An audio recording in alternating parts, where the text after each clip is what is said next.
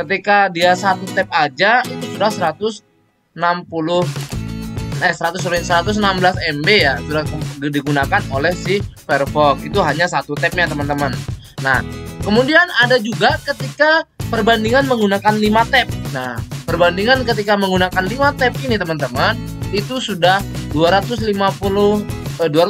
MB teman-teman. Nah,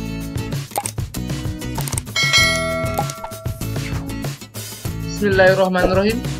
Assalamualaikum warahmatullahi wabarakatuh guys. Kembali lagi di channel Abu Mujahid ya teman-teman.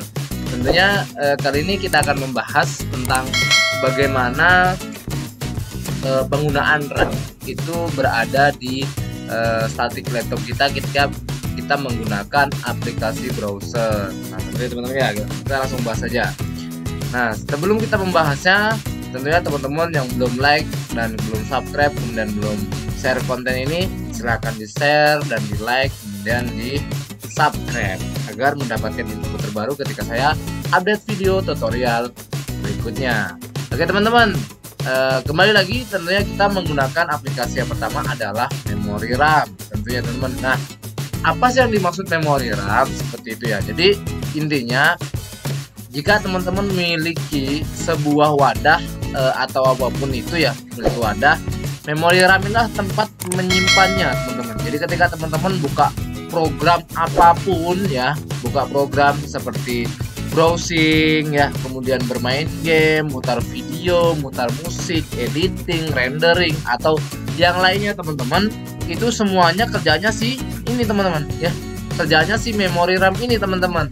Jadi ketika teman-teman yang rendering ataupun yang lainnya itu kerjanya si memori RAM. Nah, tentunya jika memori RAM teman-teman itu melambat ataupun penuh atau yang lainnya, tentunya teman-teman pasti akan bertanya, Pak, browser apa aja sih yang penggunaannya besar dan penggunaannya kecil? Nah, nanti kita akan bahas di video ya teman-teman tentunya. Nah, kita bahas dulu seperti itu teman-teman. Jadi RAM ini fungsinya adalah menyimpan data secara sementara ya. Jadi ketika teman-teman membuka program apapun itu, jadi disimpannya di RAM. Nah, saya juga sudah membuatkan tutorial videonya bagaimana menambah RAM tanpa harus beli RAM. Silakan teman-teman cek pada videonya ya, cek pada videonya, nanti saya akan sertakan di atas video ya teman-teman. Jangan lupa diklik juga ya di atas videonya. Oke teman-teman, kita lanjutkan ke topik pembahasan kita. Jadi ini ada beberapa browser ya, ada beberapa browser yang ini sudah saya petakan tentunya teman-teman. Saya juga dapat gambar dari teman saya ya seperti itu ya. Jadi sudah saya petakan tentunya teman-teman. Untuk kali ini saya akan memetakan dua browser yaitu Google Chrome dan Firefox. Ini biasanya yang optimal digunakan teman-teman ya, yang sering kita gunakan atau dimanfaatkan. Nah, tentunya untuk browser yang paling teringan yang pernah saya gunakan, tentunya teman-teman harus upgrade ke Microsoft Edge ya. Microsoft Edge yang terbaru itu sudah ada. Kemudian untuk di Mac tentunya teman-teman udah optimal sekali dengan Safari. Nah, tentunya di Mac OS ataupun di Windows tentunya teman-teman ya, aplikasi browser Google Chrome ini tidak bakal mungkin ketinggalan teman-teman. Dia akan selalu update terusnya. Maka dari itu nanti saya akan menjelaskan kepada teman-teman penggunaannya berapa MB sih, nah begitu. Oke, kita lanjut teman-teman ya, kita lanjut. Nah, ini macam-macam browser, tentunya masih banyak sekali browser-browser yang belum saya cantumkan di sini. Salah satunya misalnya seperti UC Browser, kemudian ada Brave, kemudian ada Yandex, ada Opera Mini atau yang lainnya. Tentunya nanti saya belum cantumkan teman-teman. Tapi kita akan membahas dua ini teman-teman. Nah, ini konsumsi RAM. Apa sih yang dimaksud dengan konsumsi RAM? Jadi konsumsi RAM itu maksudnya adalah penggunaan memori RAM pada ketika saat laptop itu bekerja teman-teman. Saat laptop itu bekerja. Jadi penggunaannya ada berapa teman-teman. Jadi konsumsi RAM ini fungsinya adalah kegunaan dari laptopnya. Di sini sudah ada gambaran dari Google Chrome ya teman-teman, dari Google Chrome. Ketika kita membuka satu tab, yang dimaksud tab ini apa? Ketika teman-teman membuka file misalnya tab baru ya, teman-teman ya, tab baru memasukkan ya, sudah memasukkan ataupun buka tab baru. Nah, tentunya kapasitas yang bisa kemakan oleh Google Chrome ini ada 49 MB teman-teman ya, ada 49 MB ketika Google Chrome satu tab. Nah, kemudian juga ada di Firefox. Jadi Firefox ketika satu tabnya sudah lebih 116 MB teman-teman. Jadi lebih besar daripada Google Chrome teman-teman ya. Jadi ketika teman-teman masih ada bertanya, Pak saya pakai Mozilla Firefox ini tabnya terlalu besar, itu bagaimana? Seperti itu. Jadi ketika dia satu tab aja itu sudah 116 MB ya, sudah digunakan oleh si Firefox. Itu hanya satu tabnya teman-teman.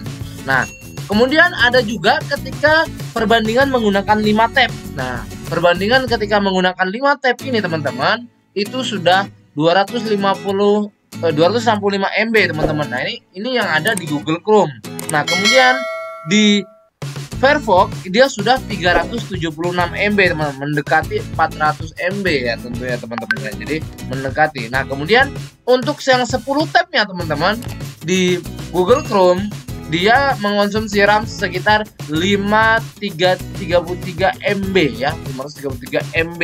Ini yang digunakan 10 tab pada ini ya, Google Chrome. Nah, kemudian ketika teman-teman buka 10 tab pada Mozilla, dia akan ngebuka lebih kecil, 437 MB teman-teman.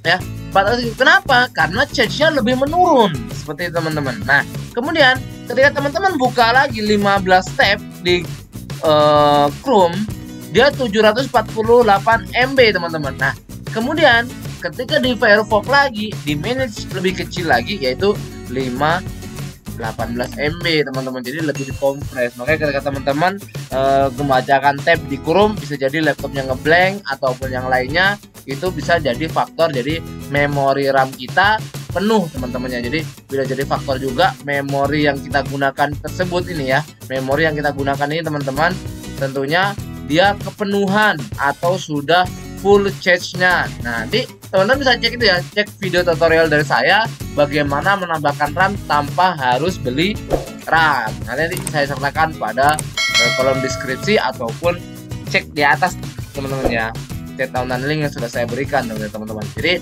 tentunya sangat bahaya sekali jika teman-teman menggunakan laptop dalam keadaan banyak browser kebuka ataupun yang lainnya, tentunya banyak memakan dari memori RAM kita atau konsumsi memori RAM pada browser kita itu sangat besar teman-teman. Jadi solusinya bagaimana? Solusinya teman-teman silahkan menggunakan tab sewajarnya saja teman-teman. Jadi ya, kalau RAM teman-teman besar maka mudah saja, tidak masalah. Tapi jika teman-teman RAM-nya kecil, itu akan terkendala oleh dari segi banyaknya tab yang dibuka pada file browser teman-teman ya. Oke teman-teman, mungkin cukup sekian dari saya.